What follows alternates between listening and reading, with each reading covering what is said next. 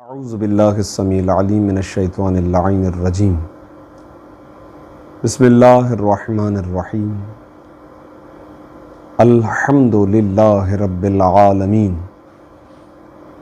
والصلاة والسلام علی سید الانبیاء والمرسلین خاتم النبیین ابی القاسم محمد اللہم صلی علی محمد وآل محمد وعجل فرجہم وعلی اہل بیتہ الطیبین الطاہرین لا سیما بقیۃ اللہ فی الارضین واللعن الدائم علی اعدائہم اجمعین اما بعد فقد قال اللہ تبارک وتعالی فی کلامہ المجید وفرقانہ الحمید بسم اللہ الرحمن الرحیم یا ایہا الذین آمنوا کتب علیکم الصیام کما کتب علی الذین من قبلکم لعلکم تتقون صدق اللہ العلی العظیم۔ عزیزان گرامی قدر، آپ کی خدمت میں سورہ مبارک بقرہ کی آیت نمبر 183 کی تلاوت کا شرف حاصل ہوا۔ اس آیت شریفہ کے ذیل میں چند ایک مطالب آپ کی خدمت میں پیش کرنے کی سعادت حاصل ہوگی۔ یہ آیت شریفہ جو کہ مشہور و معروف آیت شریفہ ہے، جس میں ماہ رمضان سے منسلک عظیم عبادت یعنی روزے کا ذکر ہے۔ ارشاد حضرت اقدس ہے کہ اے ایمان والو، تم پر روزوں کو اسی طرح فرض کیا گیا ہے جس طرح تم سے پہلے والے لوگوں پر فرض کیا گیا تھا، تاکہ تم متقی اور پرہیزگار بن جاؤ۔ اس آیت شریفہ میں روزے کے وجوب کا حکم ہے، اور اس کے ساتھ ساتھ یہ کہ روزہ کس مقصد کے لیے ہو اور روزے کا کیا فائدہ اور ثمرہ نکلے گا۔ قرآن اللہ کی وہ کتاب ہے کہ جو رسول اللہ کی ذات گرامی کے لیے اور ان کی رسالت کے لیے معجزہ کن ہے، معجزے کے طور پر پیش کی گئی ہے۔ آخری کتاب ہونے کے ساتھ ساتھ یہ رہتی دنیا تک ہر فرد بشر کے لیے حجت ہے، اور اس آیت شریفہ کا بیان اور اس کی تفسیر خود ختمی مرتبت کی ذات گرامی اور رسول اللہ کے حقیقی وارثوں کے ذمے ہیں۔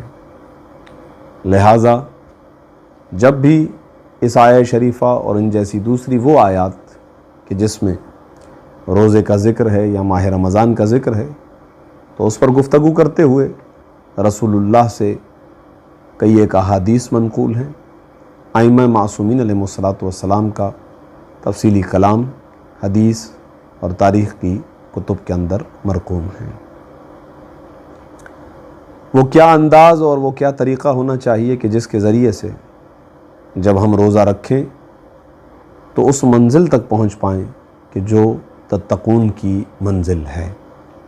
اس سلسلے میں آپ کی خدمت میں ختمی مرتبت حضرت محمد مصطفیٰ صلی اللہ علیہ وآلہ وسلم کا ایک نہایت ہی مشہور و معروف خطبہ کہ جو کتب تاریخ میں اور کتب ادعیہ یعنی دعاؤں کی کتابوں کے اندر موجود ہے، اس خطبے کو خطبہ شعبانیہ کے نام سے پہچانا جاتا ہے، اور اس کا نام شعبانیہ اس لیے ہے کیونکہ ماہ رمضان سے قبل تقریباً آخری جمعہ تھا کہ جب ختمی مرتبت نے یہ خطبہ ارشاد فرمایا، جو کہ استقبال ماہ رمضان کا زاویہ اپنے ضمن میں لیے ہوئے ہے۔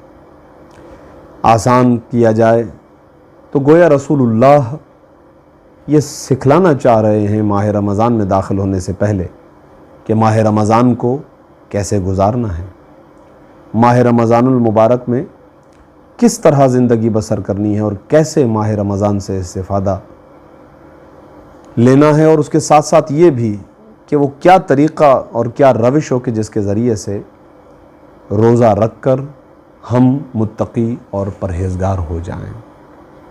ماہ رمضان خدا کا عظیم مہینہ ہے، لہٰذا اس سلسلے میں ہم آپ کی خدمت میں وہی خطبہ عیناً وہی الفاظ پیش کرنے کی سعادت حاصل کریں گے۔ اس خطبے کے حوالے کے لیے سب سے پہلے آپ کی خدمت میں عرض کیا جائے کہ شیخ عباس قمی علیہ الرحمہ نے اپنی کتاب مفاتیح الجنان میں، یہ کتاب چونکہ ہر مومن کے گھر میں ہوتی ہے اور ہونی چاہیے، لہٰذا اس کتاب کے اندر جہاں مہینوں کے اعمال کا بیان ہے، جب ماہ رمضان کے اعمال کا بیان انہوں نے شروع کیا تو اس کا آغاز اسی خطبے سے کیا ہے، یعنی آغاز میں ہی اس خطبے کو انہوں نے بیان کیا ہے ماہ رمضان کی فضیلت اور ماہ رمضان کے اندر کس طرح سے زندگی بسر کی جائے۔ سلسلہ سند کے اعتبار سے جہاں تک اس کی گفتگو ہے تو شیخ صدوق علیہ الرحمہ نے معتبر سند کے ساتھ اس خطبے کو 8ویں امام حضرت امام علی رضا علیہ السلام سے نقل فرمایا، اور امام نے اپنے آباء و اجداد، اپنے آباء طاہرین کے واسطے سے اس خطبے کو امیر المؤمنین مولا علی علیہ السلام سے نقل کیا ہے، اور امام علیہ السلام نے روایت کیا کہ ایک دن ہم رسول اللہ کے محضر میں موجود تھے کہ ختمی مرتبت نے یہ خطبہ ارشاد فرمایا۔ حتی الامکان کوشش یہ ہوئی ہوگی کہ عیناً وہی الفاظ جو ہمارے سامنے موجود ہیں ان کی تلاوت کی جائے اور انہی الفاظ کا آسان ترجمہ مفہوم آپ کی خدمت میں پیش کیا جائے۔ تو آئیے آغاز کرتے ہیں اس خطبے کا کہ جو خطبہ رسول ہے، خطبہ شعبانیہ۔ بسم اللہ الرحمن الرحیم، شروع کرتے ہیں ہم اللہ کے نام سے کہ جو رحمان ہے اور رحیم ہے۔ ایھا الناس انہ قد اقبل الیکم شہر اللہ بالبرکۃ والرحمۃ والمغفرہ، اے لوگو خدا کا مہینہ نزدیک آ رہا ہے، خدا کا مہینہ تمہارے قریب آ رہا ہے، البتہ وہ مہینہ برکتوں کے ساتھ، رحمتوں کے ساتھ اور مغفرتوں کے ساتھ تمہاری جانب آ رہا ہے۔ شہر ہو وعند اللہ افضل الشہور، یہ ایک ایسا مہینہ ہے جو تمام مہینوں سے بہتر ہے۔ تمام مہینے جو باقی 11 مہینے ہیں، یہ مہینہ ان سے افضل ہے۔ وَأَيَّامُهُ أَفْضَلُ الْأَيَّامِ وَلَيَالِيهِ أَفْضَلُ اللَّيَالِي وَسَاعَاتُهُ أَفْضَلُ السَّاعَةِ، اس کے ایام یعنی اس کے دن باقی جو 11 مہینے ہیں ان کے دنوں سے افضل دن ہیں۔ وَلَيَالِيهِ أَفْضَلُ اللَّيَالِي، اور اس کی راتیں باقی 11 مہینے کی جو راتیں ہیں ان سے افضل ہیں۔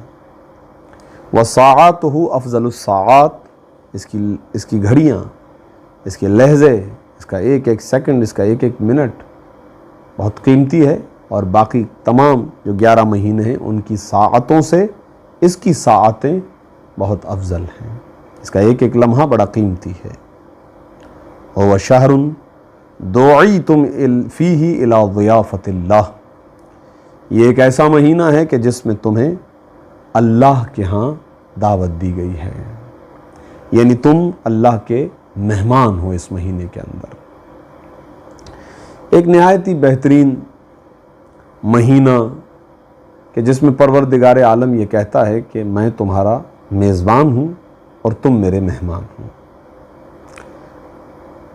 یہ دونوں الفاظ یعنی مہمان اور میزبان، اس کا تصور جب بھی آتا ہے تو ہمارے ذہن میں سب سے پہلے مادی نعمتوں کی طرف ہمارا ذہن جاتا ہے کہ ایک دسترخوان ہو کہ جس پر مختلف قسم کی غذائیں رکھی ہوئی ہوں، اور جب ہم خدا کی بنسبت اس چیز کو دیکھیں گے تو شاید یہ تصور بھی آ جائے کہ ایک دسترخوان ہمیں ملے کہ جس دسترخوان پر ہر قسم کی غذا موجود ہو۔ لیکن عزیزو، ماہ رمضان المبارک میں خاص طور پر اگر آپ غور کریں تو اس میں مطلوب یہی ہے، خدا نے مانگا یہی ہے کہ اپنے آپ کو روکو، حلال چیزوں تک سے روکا گیا ہے، یعنی باقی 11 مہینوں کے اندر ہر وہ چیز جو آپ کے لیے حلال ہے، ماہ رمضان میں اس کو حرام قرار دیا جاتا ہے، ممنوع قرار دیا جاتا ہے کہ یہ چیزیں آپ انجام نہیں دے سکتے۔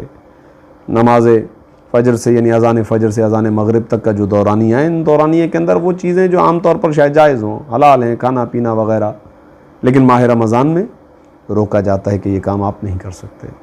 تو اگر آپ اس کی تفصیل میں جائیں تو مطلوب یہ ہے کہ 11 مہینے آپ اپنے جسم کی فکر کرتے ہیں، 12واں مہینہ اس لیے ہے کہ آپ اپنی روح کی فکر کریں، آپ اپنی روحانیت اور اپنی معنویت میں اضافہ کریں۔ یہ مہینہ روح کی ترقی کا مہینہ ہے، یہ مہینہ خدا سے قریب ہونے کا مہینہ ہے۔ لہٰذا جب خدا سے قریب ہونے کا مہینہ ہے اور روح کی ترقی کا مہینہ ہے، یہ مہینہ آیا ہی اس لیے ہے، تو وہ دسترخوان، وہ غذاؤں والا دسترخوان مراد نہیں ہے کہ جس کے اندر مادی نعمات موجود ہو، نہیں۔ جب خدا بلا رہا ہے، خدا میزبان ہے اور ہم مہمان ہیں، تو اس مرحلے پر اب صورتحال یہ ہوگی کہ خدا کا ایک ایسا دسترخوان ہوگا کہ جہاں پر خدا کے فضل، خدا کے احسانات، خدا کی رحمتیں، خدا کی جانب سے مغفرتیں، خدا کی طرف سے برکتیں اور خدا کی طرف سے ہر وہ چیز اس دسترخوان پر ہوگی کہ جس کے ذریعے سے ہماری روح ترقی کرے، جس کے ذریعے سے ہمارے اور ہمارے رب کے مابین ہمارے گناہوں کی وجہ سے جو فاصلہ بن چکا ہے وہ فاصلہ سمٹ جائے اور ہم اس فہرست میں چلے جائیں کہ جہاں خدا کے مقربین ہیں۔ اور یہی مطلوب پروردگار ہے، اور خدا اسی کمال کے مقام پر انسان کو دیکھنا چاہتا ہے۔ لہذا ہو شہر دعیتم فیہ الی ضیافۃ اللہ، یہ ایک ایسا مہینہ ہے کہ جس میں تمہیں اللہ کے ہاں دعوت دی گئی ہے۔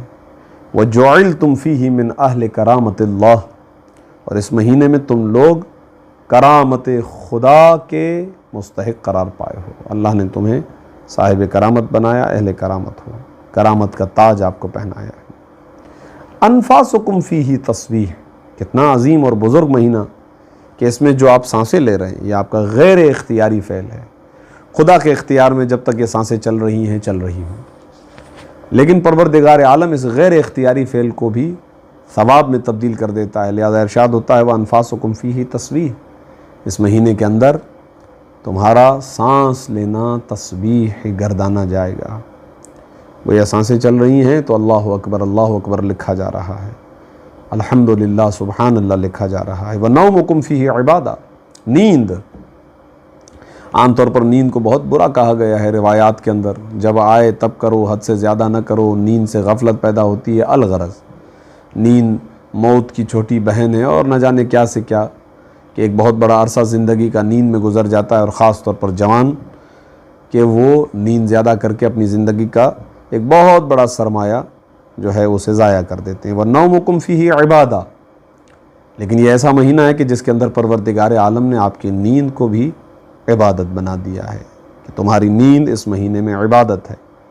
وَعَمَلُكُمْ فِيهِ مقبول، تمہارا عمل اس مہینے کے اندر مقبول ہے، اس پر سند قبولیت آ چکی ہے۔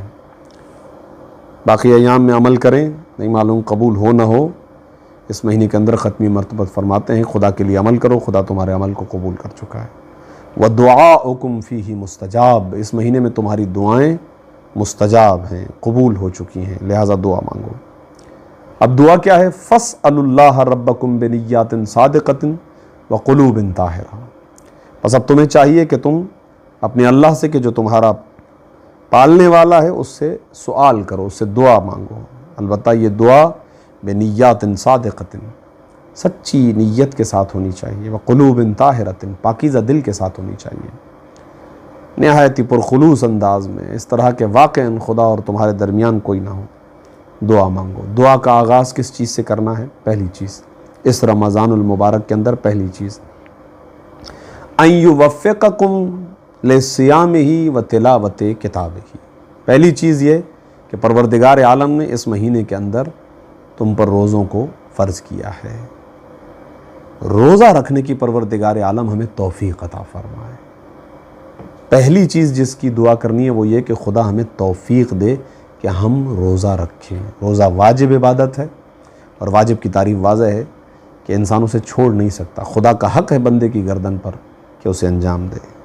لہٰذا بندے اور عمل کے درمیان فاصلہ ہے توفیق کا، اور وہ توفیق خدا کی طرف سے حاصل ہوتی ہے۔ لہٰذا دعا مانگنی ہے توفیق کی، کہ خدا ہمیں توفیق دے کہ ہم عمل روزہ انجام دے سکیں، یعنی روزہ رکھ سکیں۔ روزہ رکھنے کے بعد دوسری ذمہ داری، اور اس کی بھی توفیق کی ہمیں دعا مانگنی ہے، وہ ہے وتلاوت کتابہ، پروردگار عالم کی کتاب یعنی قرآن کی تلاوت کی خدا ہمیں توفیق عطا فرمائے۔ اس لیے کہ بعض روایات میں ہے کہ روزے کے بعد ماہ رمضان کا افضل ترین عمل یہی ہے کہ اس کے اندر تلاوت کلام پاک ہو، کیونکہ یہی وہ مہینہ ہے کہ جس میں پروردگار عالم نے اس مہینے اس قرآن کو نازل کیا ہے۔ روایات ہیں ہر چیز کی ایک بہار ہوتی ہے، قرآن کی بہار ماہ رمضان ہے۔ فَإِنَّ الشَّقِيَّ مَنْ حُرِمَ غُفْرَانُ اللَّهِ فِي هَذَا الشَّهْرِ الْعَظِيمِ، کتنا عظیم برکتوں رحمتوں مغفرتوں والا مہینہ آئے، کتنا بدبخت ہوگا وہ شخص کہ جس پر اتنا عظیم مہینہ گزر جائے اور وہ اپنے گناہوں کو خدا سے معاف نہ کروا پائے۔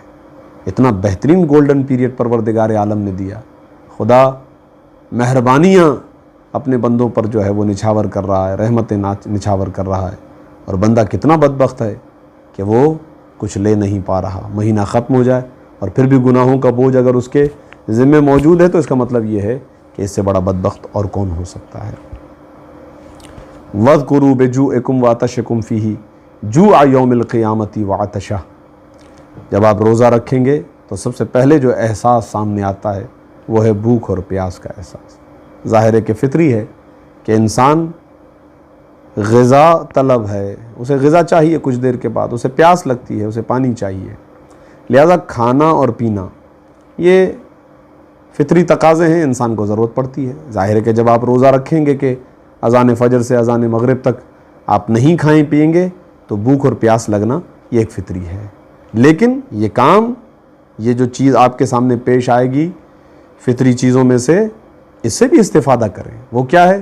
رسول اللہ فرماتے ہیں کہ جب تمہیں روزے میں بھوک لگے، جب تمہیں روزے میں پیاس لگے تو تمہیں چاہیے کہ اس بھوک اور پیاس کے ذریعے سے قیامت کے دن جو بھوک اور پیاس ہے جس کا تمہیں سامنا کرنا ہے اس کو یاد کرو ابھی، یعنی اس سے بھی اخروی فائدے کا حصول مطلوب ہے۔ وَتَصَدَّقُوا عَلَىٰ فُقَرَائِكُمْ وَمَسَاكِينِكُمْ، انفرادی ذمہ داریوں کے بعد اجتماعی ذمہ داریوں کی طرف متوجہ کیا جا رہا ہے کہ آپ ایک معاشرے کے درمیان رہتے ہیں، مخلوقات کے ساتھ رہتے ہیں، لوگوں کے ساتھ رہتے ہیں، لہٰذا ان افراد کی بھی ذمہ داری آپ پر ہے۔ وَتَصَدَّقُوا عَلَىٰ فُقَرَائِكُمْ وَمَسَاكِينِكُمْ، جو تمہارے فقراء ہیں، فقیر لوگ جو تمہارے ساتھ ہیں آس پاس میں، وَمَسَاكِينِكُمْ، جو مسکین لوگ ہیں، تنگ دست ہیں، بہت زیادہ ان کی حالت بری ہے۔ فقیر اور مسکین اگر ایک ساتھ پر ایک طرح سے یعنی ایک ساتھ جب استعمال ہوتے ہیں تو پھر مسکین کو فقیر سے بھی جو بری حالت میں ہوتا ہے اس معنی میں لیا جاتا ہے۔ لہٰذا اس رمضان میں ایسا نہیں ہے کہ آپ فقط اپنی فکر کریں، نہیں، تھوڑا سا آپ اپنی ذات سے باہر نکلیں گے، دائیں بائیں دیکھیں گے، پڑوس میں دیکھیں گے، رشتہ داروں میں نظر گھمائیں گے، کوئی ایسا شخص تو نہیں ہے کہ جو فقیر ہو، کوئی ایسا شخص تو نہیں ہے کہ جو مسکین ہو، جس کے پاس اپنی ضرورت کی چیزیں موجود نہ ہوں، افطاری و سحری تک کے کھانے کے لیے کچھ موجود نہ ہو، تو ایسے عالم میں آپ کی ذمہ داری ہے۔ رسول اللہ فرماتے ہیں کہ تم صدقہ دو، نیکی کرو، ان تک راشن پہنچاؤ، ان تک کھانا پہنچاؤ، ان تک افطاری پہنچاؤ، جو تمہارے بس میں ہے ان کے لیے کرو۔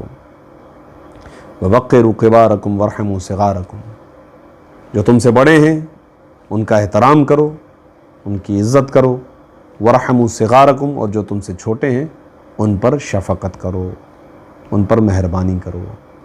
یہ اخلاق میں سے ہے، اور اخلاق کے سلسلے میں خصوصی جملہ ابھی آنے والا ہے۔ جو آپ سے بڑے ہیں ان کا احترام کرو، یعنی اخلاق بھی سکھا رہے ہیں، اس مہینے کے اندر اخلاق کو بھی درست کرنا ہے۔ تو جو آپ سے عمر میں بڑے ہیں، روایات اس طرح سے ہیں کہ جو شخص آپ سے عمر میں بڑا ہے یہ سوچ کر اس کا احترام کریں کہ اس کی نیکیاں آپ سے زیادہ ہیں، اور جو آپ سے عمر میں چھوٹا ہے یہ سوچ کر اس کا احترام کریں کہ اس کے گناہ آپ سے کم ہیں۔ وَوَقِّرُوا كِبَارَكُمْ وَارْحَمُوا صِغَارَكُمْ، اور جو تم سے بڑے ہیں ان بزرگوں کا احترام کرو۔ وَارْحَمُوا صِغَارَكُمْ، چھوٹوں پر رحمت نازل کرو، یعنی ان پر شفقت کرو۔ وَصِلُوا أَرْحَامَكُمْ، اور جو تمہارے رشتہ دار ہیں ان کے ساتھ اپنے تعلق کو جوڑو۔ وَاحْفَظُوا أَلْسِنَتَكُمْ، جو تمہاری زبان ہے اسے اپنی محافظت میں رکھو، اسے کنٹرول میں رکھو، کم سے کم بولو۔ ائمہ معصومین کی سیرت رہی ہے، اور خاص طور پر ماہ رمضان میں چوتھے امام حضرت امام زین العابدین علیہ السلام کے بارے میں ہمیں یہ ملتا ہے روایات کے اندر کہ نماز، روزہ، استغفار، تسبیح، دعا، ذکر الہی کے علاوہ کوئی حضرت امام زین العابدین کو کوئی اور بات کرتا ہوا نہیں پاتا تھا۔ زبان کنٹرول میں رہے، گرفت میں رہے، لہذا رسول اللہ ارشاد فرماتے وَاحْفَظُوا أَلْسِنَتَكُمْ، اپنی زبان کی حفاظت کرو۔ وَغُضُّوا مَا لَا يَحِلُّ النَّظَرُ إِلَيْهِ أَبْصَارَكُمْ، اپنی آنکھوں کو بند کر دو، اپنی آنکھوں کو جھکا دو، یہ آنکھیں کسی بھی ایسی چیز کو نہ دیکھیں کہ جس کو دیکھنا ممنوع قرار دیا گیا ہے، منع قرار دیا گیا ہے۔ ایسی چیزیں جسے دیکھنے سے اللہ نے منع کیا ہے، رسول اللہ فرماتے ہیں اپنی آنکھوں کو بند کرو، ان چیزوں کو نہ دیکھو۔ وَعَمَّا لَا يَحِلُّ الْاِسْتِمَاعُ إِلَيْهِ أَسْمَاعَكُمْ، جن چیزوں کو کان کو منع کیا گیا ہے، تمہیں منع کیا گیا کہ کان وہ چیزیں نہ سنیں، تو کان کو وہ چیزیں نہ سنواؤ، یعنی کان وہ چیزیں نہ سنیں کہ جن کا سننا حرام ہو، منع کیا گیا ہو۔ یعنی گویا روزہ فقط بھوکے اور پیاسے رہنے کا نام نہیں ہے، فقط شکم کا روزہ نہیں ہے، بلکہ انسان کے جسم کے ایک ایک حصے کا روزہ ہونا چاہیے۔ وَتَحَنَّنُوا عَلَىٰ أَيْتَامِ النَّاسِ يُتَحَنَّنْ عَلَىٰ أَيْتَامِكُمْ، اور مہربانی کرو لوگوں کے یتیموں کے ساتھ، مہربانی کرو تاکہ کل تمہارے یتیموں کے ساتھ مہربانی کی جائے، ان پر شفقت کرو، ان سے پیار سے پیش آؤ، ان کے حق کا خیال رکھو، یتیموں کی خبرگیری کرو تاکہ کل تمہارے یتیموں کا بھی خیال کیا جائے۔ وَتُوبُوا إِلَى اللَّهِ مِن ذُنُوبِكُمْ، گناہ کرتے تھے اب تک، اب پلٹ کے خدا کی بارگاہ میں آ جاؤ، گناہوں سے بھاگو، خدا سے توبہ طلب کرو تاکہ خدا تمہارے گناہوں کو معاف فرمائے، زیادہ سے زیادہ استغفار۔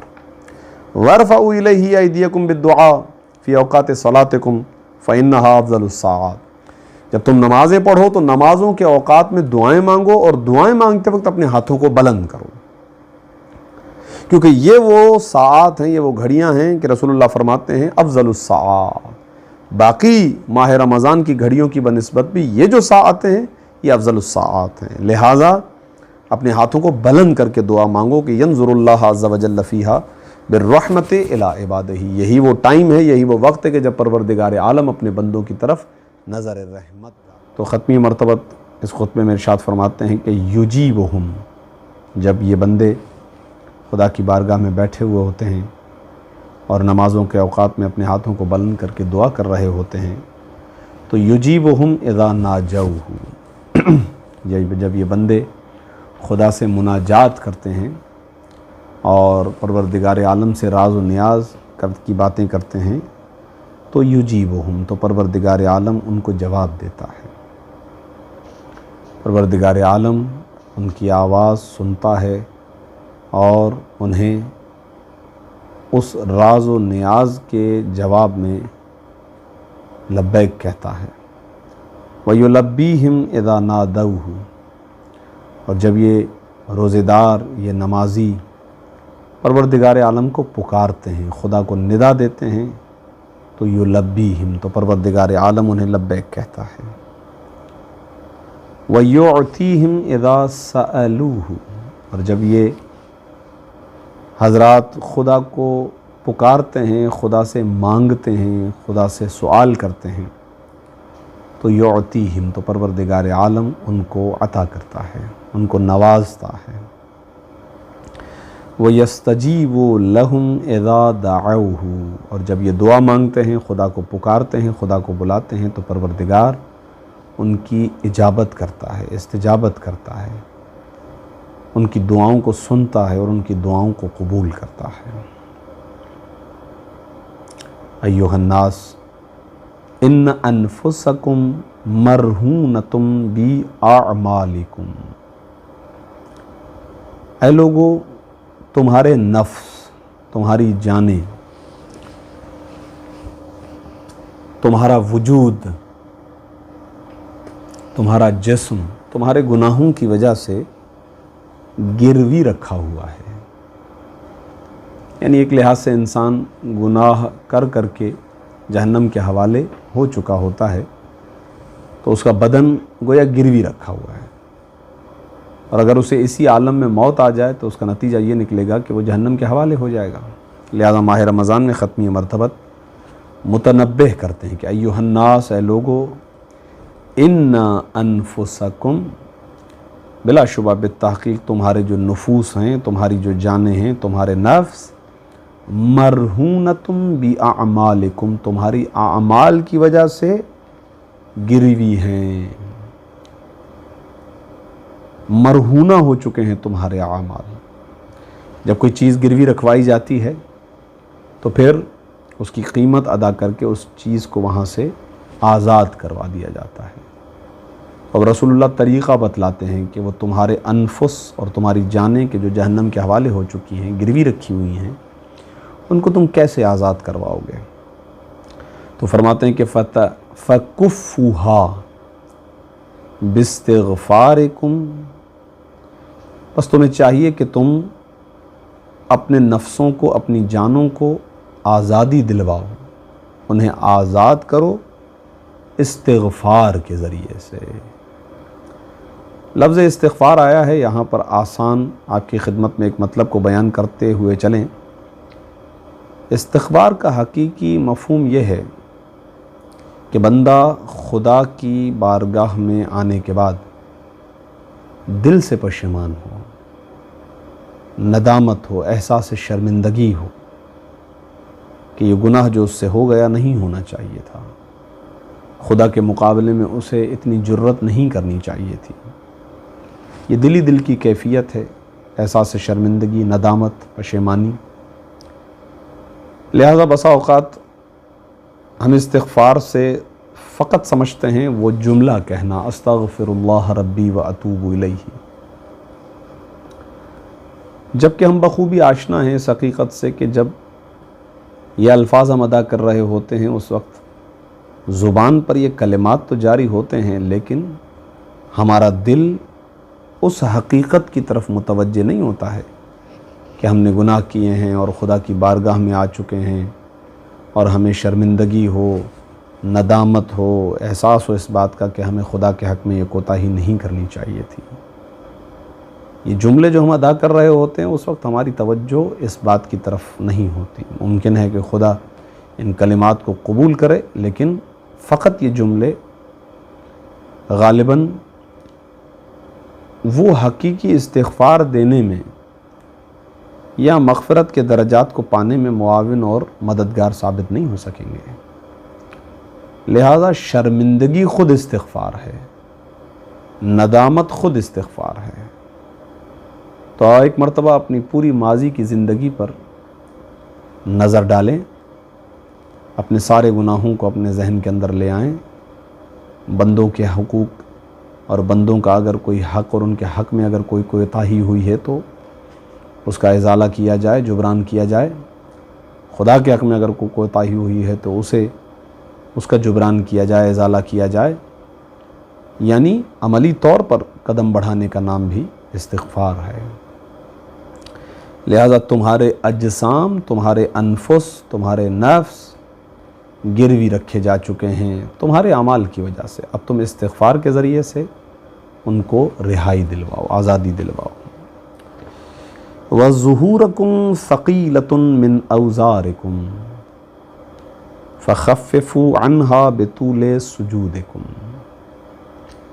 بظاہر یہ آنکھیں اس حقیقت کو درک نہیں کر پاتی ہیں، لیکن یقیناً یہ بندگان خدا ہیں جو ہمیں اس حقیقت کی طرف متوجہ کرتے ہیں۔ رسول اللہ ارشاد فرماتے ہیں، اے لوگو، تمہاری جو پشتیں ہیں، تمہاری جو کمر ہے، تمہاری جو پیٹھ ہے، وہ تمہارے گناہوں کی سنگینی اور بار کی وجہ سے جھک چکی ہیں،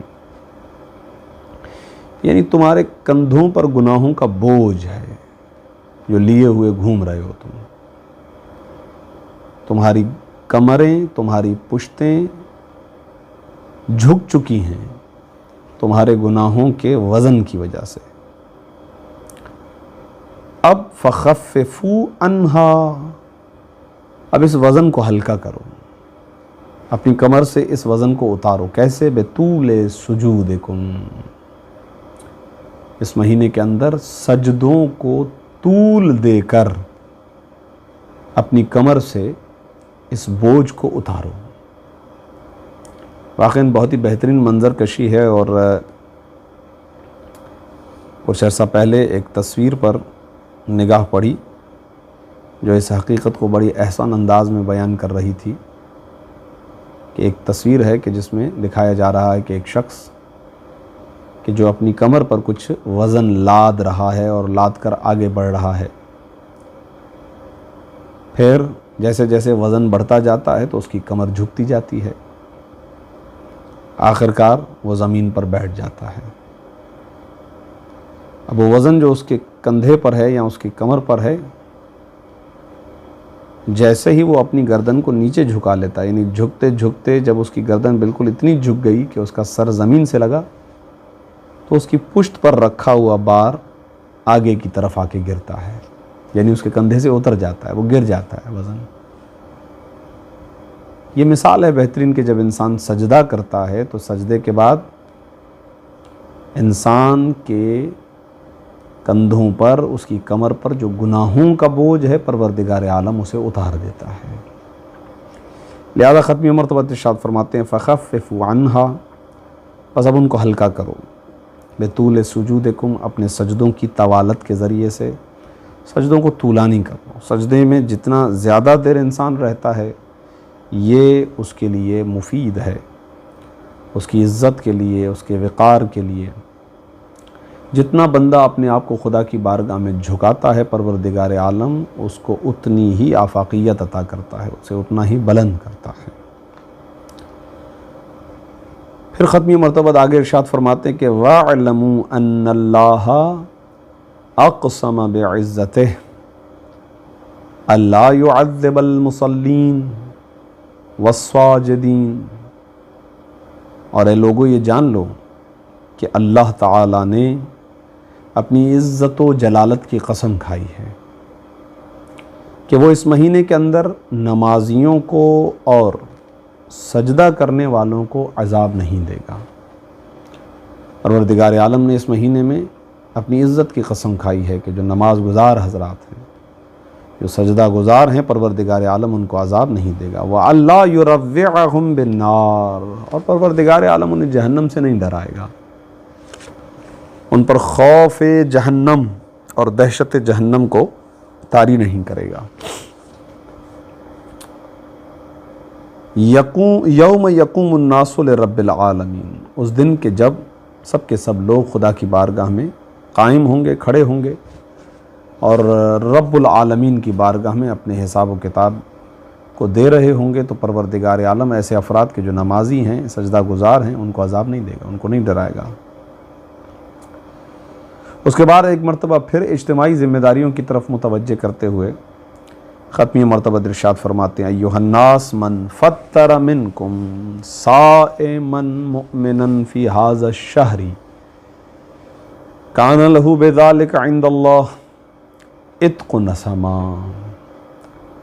اے لوگو تم میں سے جو بھی کسی مومن کو، کسی روزے دار مومن کو اس مہینے کے اندر روزہ افطار کروائے، روزہ کھلوائے، کان لہ بذالک عند اللہ اتق نسمہ، تو پروردگار عالم اس کو ایک غلام کے آزاد کرنے کا ثواب عطا فرماتا ہے۔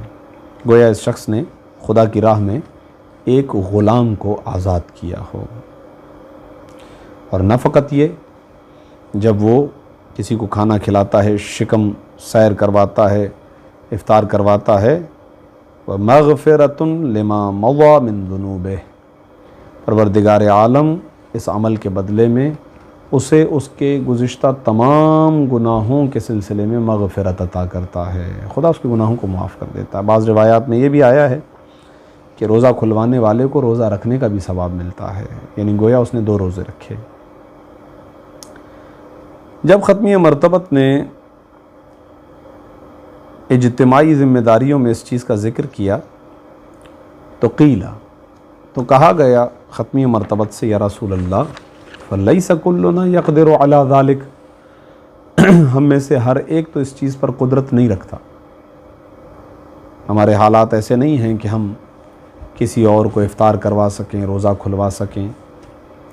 فقال صلی اللہ علیہ وآلہ، تو ختمی مرتبت نے جواباً ارشاد فرمایا اتقوا النار ولو بشق تمرۃ، اپنے آپ کو جہنم سے بچا لو، چاہے وہ آدھی کھجور کے ذریعے سے ہی کیوں نہ ہو، آدھے خرمے کے ذریعے سے ہی کیوں نہ ہو۔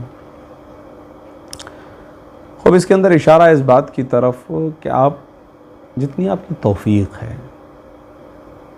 جتنا آپ کے لیے ممکن ہے، جتنا آپ خدا کی بارگاہ میں دے سکتے ہیں ضرور دیجئے، تو نصف خرما ہی کیوں نہ ہو، اگر خدا کی بارگاہ میں قبول ہو جائے تو یہ چیز سبب بنے گی کہ پروردگار جہنم کی آگ سے آزادی کا پروانہ عطا کرے گا۔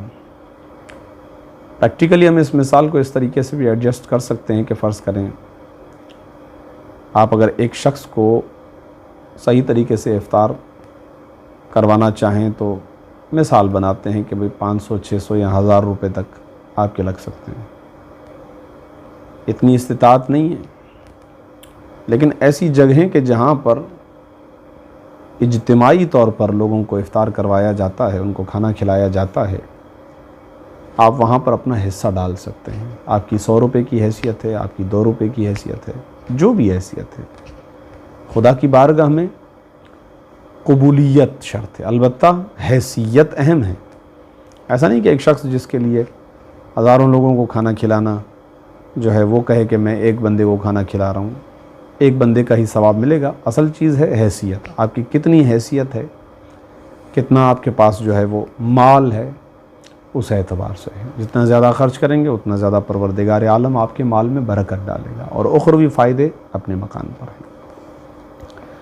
لہذا اتقوا النار ولو بشق تمرۃ، جہنم سے اپنے آپ کو بچاؤ، آگ سے اپنے آپ کو بچاؤ، چاہے وہ نصف خرما سے ہی کیوں نہ ہو۔ اتقوا النار ولو بشربۃ من ماء یا ولو بشربۃ من ماء، اپنے آپ کو جہنم کی آگ سے بچاؤ اگرچہ ایک پانی کے گھونٹ کے ذریعے سے ہی کیوں نہ ہو۔ ایسی جگہ جہاں سبیلیں ہوں مومنین کے لیے، وہاں پر آپ نے اپنا حصہ ملایا، جہاں تک انسان کی حیثیت اور جہاں تک اس کے لیے ممکن ہو، تو یہ اجتماعی ذمہ داریوں کے اندر آ جاتا ہے۔ خوب اس کے علاوہ مالی جو اخراجات ہیں یا مالی واجبات ہیں یا مالی اخراجات اور خدا جو انفاق کرنے کے سلسلے میں جو ہمارے احکامات ہیں خدا کی طرف سے، ان کے اندر یہ چیزیں آ جائیں گی۔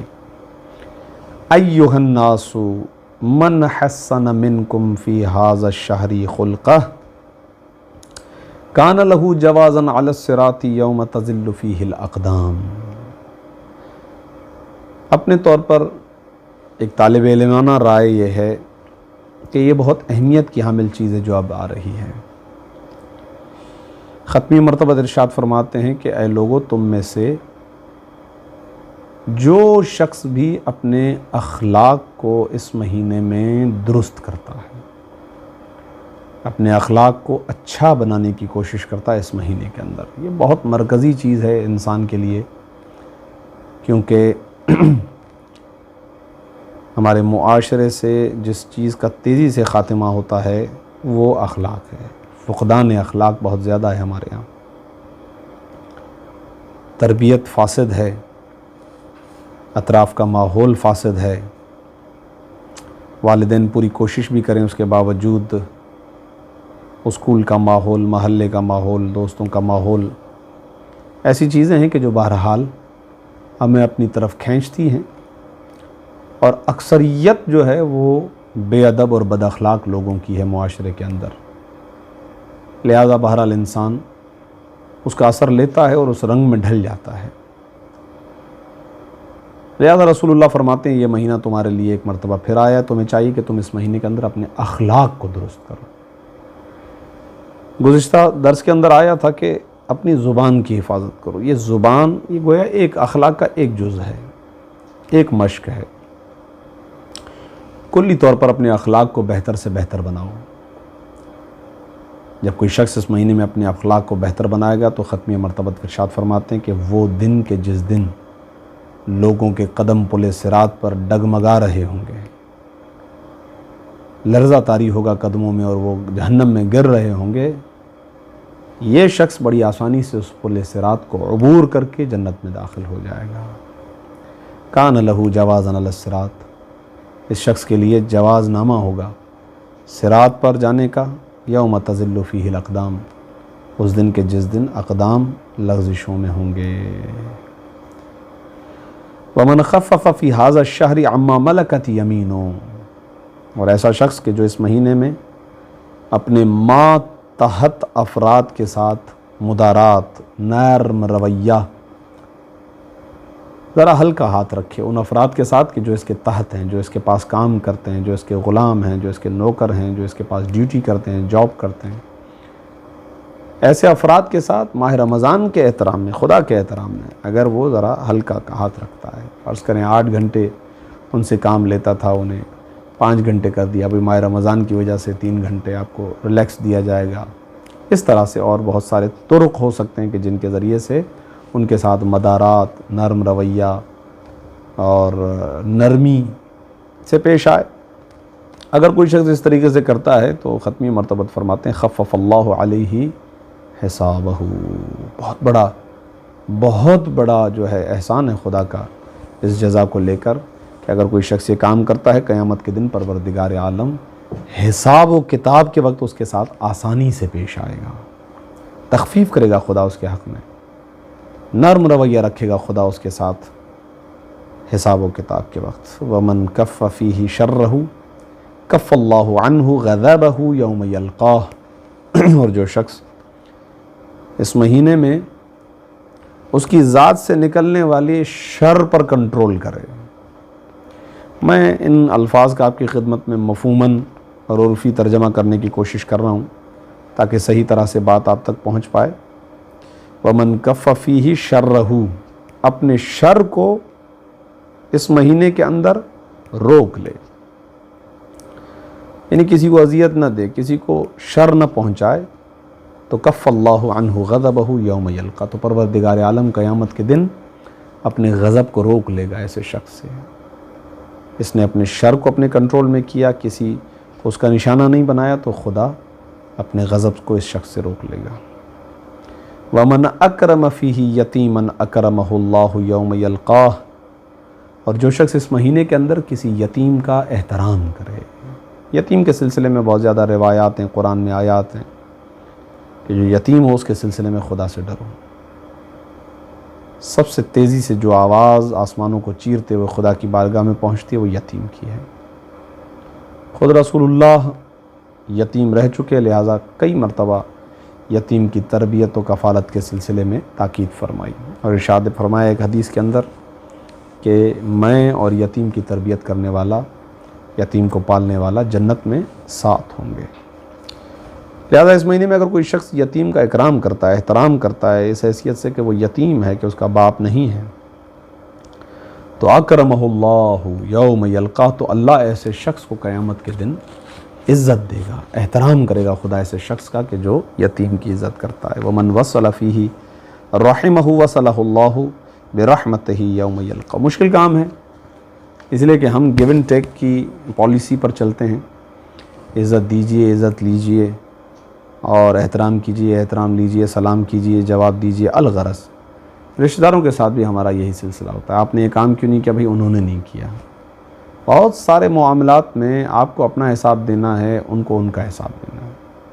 ٹھیک ہے، بعض معاملات میں شریعت یہ کہتی ہے کہ عزت نفس کا خیال رکھیں، لیکن اکثر ایسے افعال ہیں کہ جس میں شریعت کہتی ہے وہ تو اس کا کردار تھا نا، آپ کو تو پتہ تھا کہ کیا فائدہ ہے، آپ کو تو پتہ چل چکا تھا کہ اس کا کیا ثواب ہے، آپ اپنی طرف سے اپنی کوشش کرتے ہیں۔ لہذا ایسا نہیں کہ اگر وہ سیر تو آپ سوا سیر، شریعت اس چیز سے منع کرتی ہے، بلکہ بہتر یہ ہے کہ اس کے اندر خدا کو ملحوظ خاطر رکھا جائے۔ ایک روایت کا مفہوم یہ ہے کہ خدا نے حضرت موسیٰ سے پوچھا کہ تم نے میرے لیے کیا کیا ہے؟ کہا نماز کا پروردگار، میں نے تمہارے لیے آپ کے لیے نماز پڑھی، خدایا میں نے تیرے لیے نماز پڑھی۔ خدا نے کہا وہ تو نے اپنے لیے پڑھی ہے، ظاہر ہے میں نے تجھ پر واجب کی تھی تاکہ تم جہنم سے بچو۔ خدایا میں نے تیرے لیے روزہ رکھا، کہا وہ اپنے لیے رکھا ہے۔ خدایا میں نے تیرے لیے مال دیا، کہا اپنے لیے دیا ہے۔ ان میں سے ہر عمل تمہاری طرف پلٹ رہا ہے، میرے لیے کیا کیا ہے؟ حضرت موسیٰ صاحب شریعت نبی کچھ دیر خاموش رہے اور پوچھا پروردگار اب تو خود ہی بتا دے، تیرے لیے کیسے پھر عمل کرنا ممکن ہوگا؟ تو پروردگار عالم نے جواب دیا کہ میرے لیے کسی سے محبت کرنا اور میرے لیے کسی سے نفرت کرنا، خدا کے لیے، یہ ہے جو خلوص والا کام میرے لیے ہے۔ اور یہ بہت مشکل ہے انسان کے لیے کہ ہم اپنی ذات کو درمیان میں رکھتے ہیں، اپنے نفس کو درمیان میں رکھتے ہیں۔ ہم اپنے آپ کو معیار بناتے ہیں، ہم سے صحیح چلیں گے تو ہم صحیح چلیں گے، ہم سے برا چلیں گے تو ہم برا چلیں گے۔ خدا کے لیے نہ کسی سے دوستی ہے نہ کسی سے دشمنی ہے، خدا کے لیے نہ کسی سے محبت ہے نہ کسی سے نفرت ہے۔ خوب اس سلسلے میں جو اب جملہ آ رہا تھا میں نے آپ کو زحمت دی، وَمَنْ وَصَلَ فِيهِ رَحِمَهُ وَصَلَهُ اللَّهُ بِرَحْمَتِهِ يَوْمَ يَلْقَى، جو شخص اس مہینے کے اندر اپنے رشتہ داروں کے ساتھ تعلق کو جوڑتا ہے تو کل قیامت کے دن پروردگار عالم اس شخص کے ساتھ اپنی رحمت کو جوڑتا ہے۔ وَمَنْ قَطَعَ فِيهِ رَحِمَهُ قَطَعَ اللَّهُ عَنْهُ رَحْمَتَهُ يَوْمَ يَلْقَى، اور جو شخص اس مہینے کے اندر رشتہ داروں کے ساتھ اپنے تعلق کو توڑتا ہے تو خدا اس شخص کے ساتھ اپنے تعلق اور اپنی رحمت کو کل قیامت کے دن توڑ دے گا، الگ کر دے گا۔ وَمَن تَتَبَّعَ فِيهِ بِصَلَاةٍ كَتَبَ اللَّهُ لَهُ بَرَاءَةً مِّنَ النَّارِ، یہ مہینہ کہ جو عبادتوں کا مہینہ ہے، ختمی مرتبہ تشویق عبادت دلواتے ہوئے ارشاد فرماتے ہیں کہ جو کوئی شخص اس مہینے میں مستحب نماز بجا لائے، استحبابی نمازیں جو ہیں، سنت نمازیں جو ہیں، ان کو اگر انجام دیتا ہے تو خداوند عالم اس شخص کو جہنم سے نجات عطا کرتا ہے۔ وَمَنْ أَدَّى فِيهِ فَرْضًا كَانَ لَهُ ثَوَابُ مَنْ أَدَّى 70 فَرِيضَةً فِيمَا سِوَاهُ مِنَ الشُّهُورِ، اور جو شخص بھی اس مہینے کے اندر ایک واجب نماز پڑھے گا تو اس کے لیے دوسرے مہینوں میں 70 نمازیں پڑھنے کا ثواب ہے، یعنی ماہ رمضان میں پڑھی گئی ایک واجب نماز ان 70 نمازوں کے برابر ہے کہ جنہیں ماہ رمضان کے علاوہ دوسرے مہینوں میں پڑھا جائے۔ خوب گویا اس مہینے کے اندر مستحب اور واجب نمازوں کا ثواب دگنا ہو رہا ہے، ڈبل ہو رہا ہے، اور یہ عنایات پروردگار ہیں، اس مہینے کی فضیلت ہے۔ وَمَنْ أَكْثَرَ فِيهِ مِنَ الصَّلَاةِ عَلَيَّ ثَقَّلَ اللَّهُ مِيزَانَهُ يَوْمَ تَخِفُّ الْمَوَازِينُ،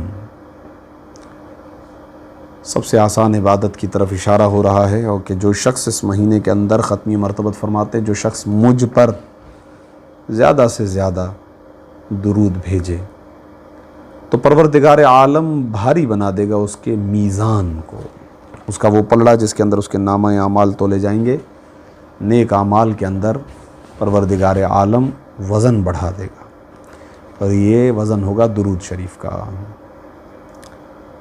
حضرات محمد و آل محمد پر درود بھیجنا اسے افضل عبادت شمار کیا گیا ہے، اور کئی ایک روایات ہیں اس پر۔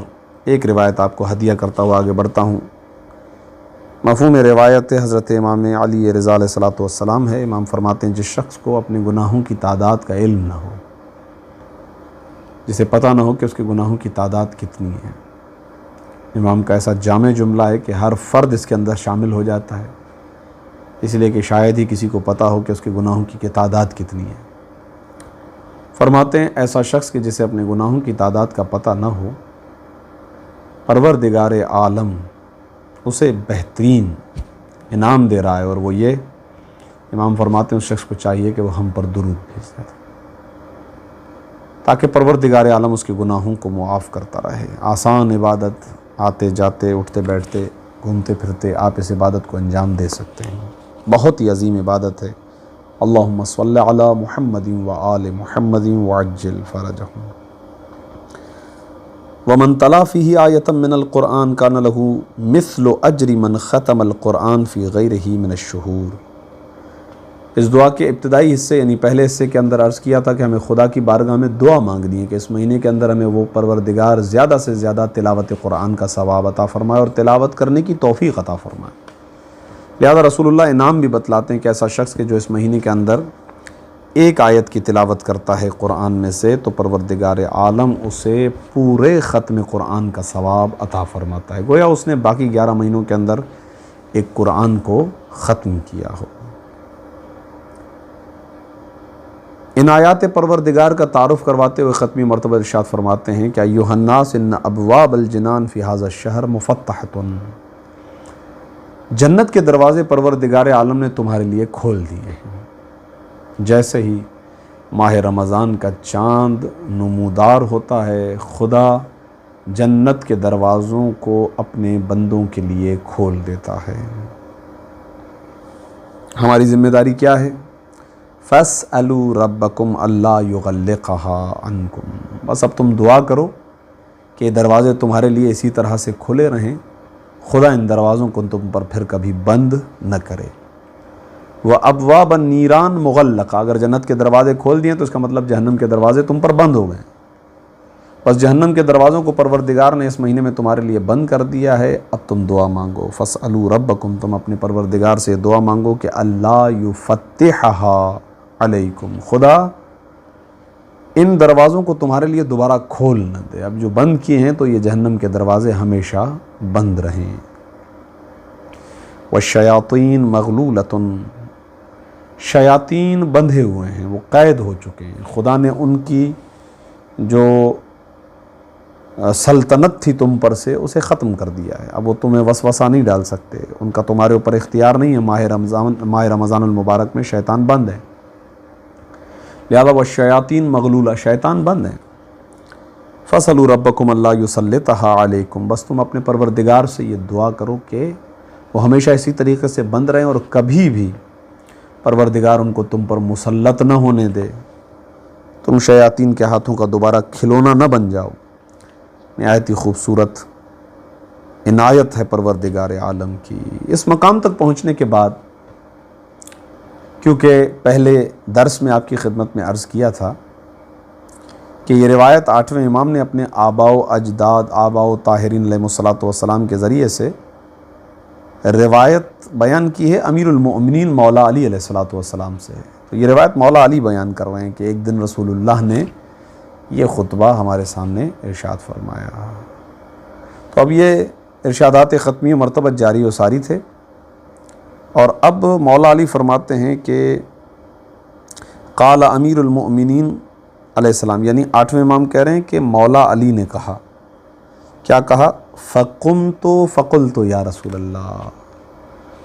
8ویں امام فرماتے ہیں کہ مولا علی نے یہ کہا کہ پھر میں کھڑا ہوا اور میں نے کہا کہ اے اللہ کے رسول۔ یہاں پر ایک لطافت ہے، ختمی مرتبت کا خطبہ چل رہا ہے، ایک چلتے ہوئے خطبے میں ایک عام انسان اگر درمیان میں رسول اللہ کو روک کر کچھ پوچھتا ہے تو یہاں پر ایک امکان موجود ہے کہ رسول اللہ جس انداز سے خطبے کو جاری کیے ہوئے تھے، درمیان میں اس شخص نے سوال کر لیا تو ممکن ہے کہ کہا جا سکے کہ رسول اللہ کلام کر رہے تھے، اس نے درمیان میں کہا، پھر بات کہیں اور چلی گئی، سوال کے جواب کی طرف چلی گئی اور بات کٹ گئی یا بات رہ گئی۔ یہ امکان ہے کیونکہ اس طرح کی روایات آئی ہیں۔ لیکن جب ہم امیر المومنین کے لیے کہیں گے، جیسے کہ مولا نے کہا کہ میں کھڑا ہوا اور میں نے پوچھا، تو علی کوئی عام شخص نہیں ہے، یہ مزاج آشنائے رسول ہیں، یہ نفس رسول ہیں، یہ اخی رسول ہیں، یہ جانتے ہیں کہ اب رسول اللہ کا کلام اس مقام تک جو بتلانا چاہتے تھے وہ گفتگو مکمل ہو چکی ہے، یعنی یہ قطع کلامی نہیں ہے، کیونکہ علی ابن ابی طالب خود حجت خدا ہیں، رسول اللہ کی مانند، خود ہادی دین ہیں، لہذا وہ جانتے ہیں کہ یہ جو کلام رسول اللہ کا چل رہا ہے وہ اس مقام پر مکمل ہوا ہے۔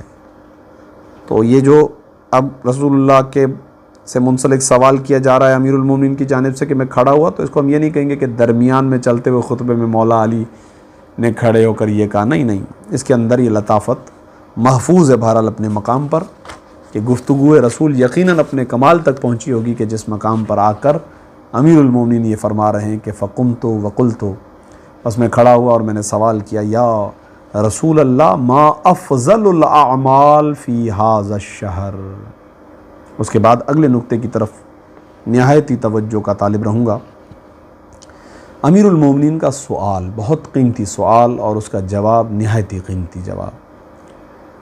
سوال امیر المومنین نے یہ ارشاد فرمایا کہ ما افضل الاعمال فی ھذا الشہر، یا رسول اللہ اس مہینے کا افضل ترین عمل کیا ہے؟ اچھا، یہ اردو کے اعتبار سے یہ لفظ ترین لگانا پڑ رہا ہے، وَإِلَّا خود لفظ افضل کے اندر ترین کا معنی موجود ہے، یعنی سب سے زیادہ فضل والا، ثواب والا، فضیلت والا عمل کیا ہے؟ سوال بتا رہا ہے کہ کوئی افضل ہے جو پوچھ رہا ہے۔ امیر المومنین علی ابن ابی طالب علیہ السلام کی ذات گرامی، یا رسول اللہ میں اپنی جہت سے عرض کروں، آپ نے اعمال بتائے، لیکن اب ایک افضل شخص سوال کر رہا ہے کہ مجھے تو اس مہینے کا افضل ترین عمل بتائے۔ علی کہتے ہی اس کو ہیں کہ جو افضل الاعمال کو انجام دینے والے ہیں۔ علی کے عمل کی قیمت ختمی مرتبت کی زبان میں یہی ہے کہ ضربۃ علی یوم الخندق افضل من عبادت الثقلین، ایک ضربت علی ابن ابی طالب کی، ایک عمل علی ابن ابی طالب علیہ السلام کا ثقلین کی عبادت پر بھاری ہو جاتا ہے۔ تو وہ علی جس کی ایک ضربت کا یہ وزن ہو، اس کے سجدے کا کیا وزن ہوگا؟ یہ مولا علی ہیں، لہٰذا یہ فقط وہی سوال کر سکتے ہیں، ما افضل الاعمال، یا رسول اللہ مجھے یہ بتائیے کہ اس مہینے کا افضل ترین عمل کیا ہے، فضیلت والا عمل کیا ہے، سب سے زیادہ فضیلت کس عمل کے اندر ہے؟ ختمی مرتبت جواباً ارشاد فرماتے ہیں، فقال یا ابا الحسن، اے ابو الحسن، افضل الاعمال فی ھذا الشہر الورع عن محارم اللہ، یہ ہم سب کے لیے بہت ہی اہمیت کا حامل پیغام ہے، خلاصہ خطبہ ہے، اور بہت ہی ماہ رمضان کی بنسبت عظیم امر ہے جس کی جانب رسول اللہ نے مولا علی کے جواب کے ذریعے سے عنایت فرمایا ہے۔ اے علی، اس مہینے کا افضل عمل یہ ہے کہ انسان کو چاہیے کہ ہر اس چیز سے اپنے آپ کو بچا لے کہ جس چیز کو اللہ نے حرام قرار دیا ہے۔ حرام کام سے اپنے آپ کو بچا لے، ممنوع کام سے اپنے آپ کو بچا لے۔ محرمات الہی سے اجتناب اس مہینے کا افضل ترین عمل ہے۔ ماہ رمضان المبارک اور اس کی فضیلت کے سلسلے میں یہ عظیم ترین خطبہ اس مقام پر مولا علی کے سوال کے بعد ایک عجب رخ اور عجب کیفیت کی طرف جاتا ہے۔ مولا علی فرماتے ہیں، ثم بکا، پھر رسول اللہ نے گریہ فرمایا۔ فقلت یا رسول اللہ ما یبکیک، میں نے جب رسول اللہ کو روتے ہوئے دیکھا تو مولا علی فرماتے ہیں میں نے سوال کیا، اے اللہ کے رسول، وہ کون سی چیز ہے جس نے آپ کو رلایا؟ کون سی چیز ہے جس کی وجہ سے آپ گریہ فرما رہے ہیں؟ فقال یا علی، رسول اللہ نے جواب ارشاد فرمایا، اے علی، ابکی لما یستحل منک فی ھذا الشہر، اے علی میں اس لیے رو رہا ہوں کیونکہ اس مہینے میں تمہارا خون بہایا جائے گا۔ اس مہینے میں اے علی آپ کو شہید کر دیا جائے گا۔ آپ کے بارے میں جس چیز کو جائز سمجھ لیا جائے گا اس کو سوچ کر میں رو رہا ہوں۔ کأنی بک وانت تصلی لربک، اے علی گویا میں وہ منظر دیکھ رہا ہوں کہ تم اپنے پروردگار کے لیے نماز پڑھ رہے ہو۔ وَقَدْ انبعث اشقى الاولین شقیق عاقر ناقۃ ثمود، اس وقت ایک شقی ترین انسان، شقی الاولین والآخرین، قاتل ناقہ صالح، یہ شخص آئے گا فَضَرَبَكَ ضَرْبَةً عَلَى فَرْقِكَ، بعض نسخوں کے اندر قرنک کا لفظ بھی آیا ہے، تمہارے فرق پر، تمہارے سر مقدس پر ایک وار کرے گا یہ شقی ترین شخص۔ فَخَذَّبَ مِنْهَا لِحْيَتَكَ، جیسے ہی وہ ضرب تمہارے سر اقدس پر لگے گی اے علی تو سر سے خون جاری ہوگا، اور وہ خون تمہاری داڑھی تک پہنچے گا، تمہارا چہرہ اور تمہاری ریش مبارک اس خون سے رنگین ہو جائے گی۔ امیر المومنین کی شہادت کی خوشخبری رسول اللہ نے اس خطبے میں دی۔ یہ وہ تمنا علی ہے کہ بعض روایات میں ہے کہ ہر جنگ سے جب میرے مولا علی واپس پلٹتے تھے تو فاتح بن کے پلٹنے والا علی اپنے چہرے پر کچھ پریشانی کے آثار لیتے ہوئے پلٹتا تھا۔ یہاں صحابہ اللہ اکبر کی تکبیروں کو بلند کرتے تھے، اور یہاں مولا ایک عجب کیفیت میں ہوتے تھے۔ جب پوچھا جاتا تھا یا علی ہم تو جنگ جیت چکے ہیں، آپ کے سبب جیتے ہیں، پھر آپ خوش کیوں نہیں ہیں؟ ارشاد فرماتے تھے کہ آج بھی میں شہید نہ ہو پایا۔ یا رسول اللہ کیا شہادت میرا مقدر نہیں ہے؟ آج وہ دن آیا کہ رسول اللہ نے بشارت دیا، اے علی میں دیکھ رہا ہوں تم شہید کیے جا رہے ہو۔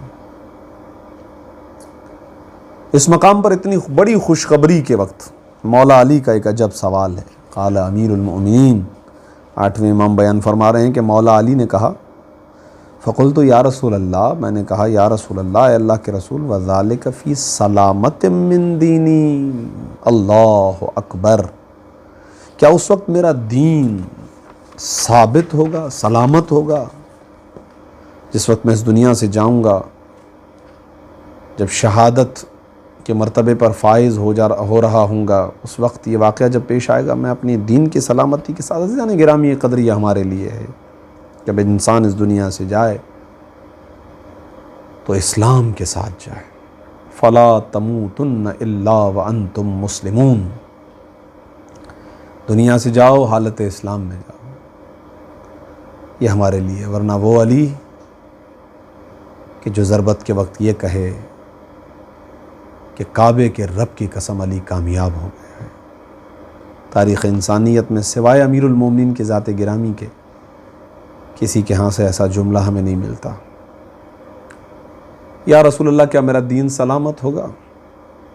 ارشاد فرمایا فی سلامت من دینک، ہاں علی اس وقت تمہارا دین سلامت ہوگا۔ پھر رسول اللہ نے امیر المومنین مولا علی کے فضائل کا بیان شروع کیا، اور نہایت ہی خوبصورت فضائل ہیں۔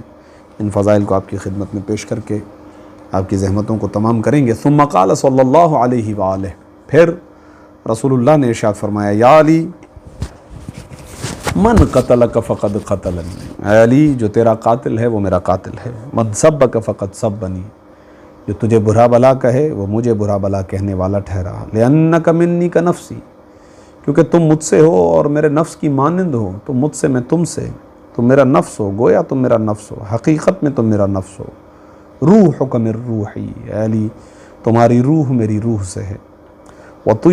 وطینک من طینی، اے علی تمہاری طینت و فطرت میری طینت و فطرت سے ہے۔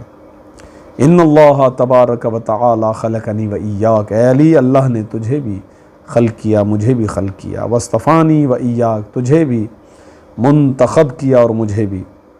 واختارنی للنبوت واختارک للامامہ، اے علی خدا نے مجھے نبوت کے لیے اور رسالت کے لیے اختیار کیا اور تجھے امامت کے لیے انکار کیا۔ اور یہ جملہ بڑا قیمتی ہے کہ وَمَنْ أَنْكَرَ إِمَامَتَكَ فَقَدْ أَنْكَرَ نُبُوَّتِي، اے علی جس نے تیری امامت کا انکار کیا اس نے میری نبوت کا انکار کیا۔ اور نتیجہ واضح ہے کہ جو نبوت ختمی و مرتبت کا انکار کرے وہ کافر ہے۔ تو گویا جس نے مولا علی کی امامت کا انکار کیا وہ کافر ہے۔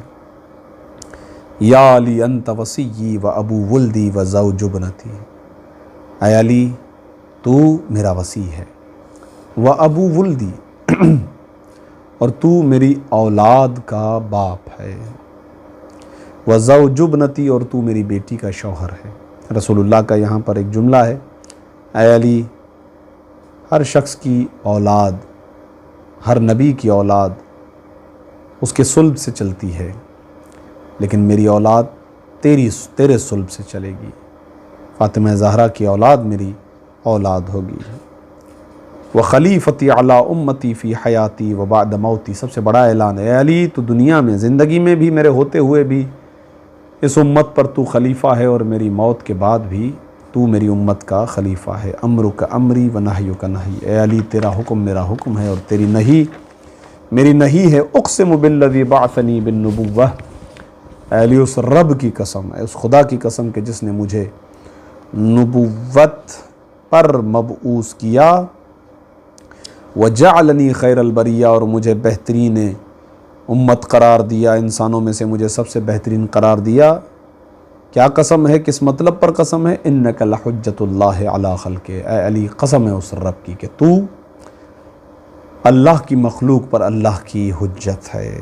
وامینہ علی سرہ، اور تو خدا کے رازوں کا امین ہے۔ وخلیفتہ علی عبادہ، اور پروردگار عالم کے بندوں پر تو خدا کا خلیفہ ہے۔ یہاں پر فضائل علی ابن ابی طالب کا اختتام ہوتا ہے، اور اسی اختتام کے ساتھ خطبہ شعبانیہ کا بھی اختتام ہوتا ہے۔ ماہ رمضان المبارک عظمتوں کے ساتھ، مغفرتوں کے ساتھ، رحمتوں کے ساتھ پروردگار عالم نے ہمیں عطا کیا ہے، اور ہم خدا کی بارگاہ میں دعا کرتے ہیں کہ پروردگار تجھے اس عظیم مہینے کی عظمت کا واسطہ، تجھے ختمی مرتبت کے حق کا واسطہ، تجھے مولا علی کے حق کا واسطہ، تجھے امام رضا علیہ السلام کے حق کا واسطہ ہے، اس مہینے سے ہمیں استفادہ کرنے کی توفیق عطا فرما۔ جو دعائیں ہم اس مہینے کے اندر مانگیں خدایا ان دعاؤں کو قبول فرما، ان تمام اعمال کی توفیق عطا فرما۔ یقیناً ہماری عبادتوں کے اندر نقص ہے، کوتاہی ہے، کمی ہے، نیتوں کا امتزاج ہے، لیکن اے پروردگار تو اپنی رحمتوں سے ان عبادتوں کو مکمل فرما۔ یہ مہینہ حضرت حجت کا مہینہ ہے، خدایا حضرت حجت کے ظہور میں تعجیل فرما، اور ہمیں اپنے مولا کے اعوان اور انصار خاص میں شمار فرما۔ ربنا تقبل منا انک انت السمیع العلیم بجاہ محمد وآلہ الطاہرین، اللہم صلی علی محمد وآلہ محمد۔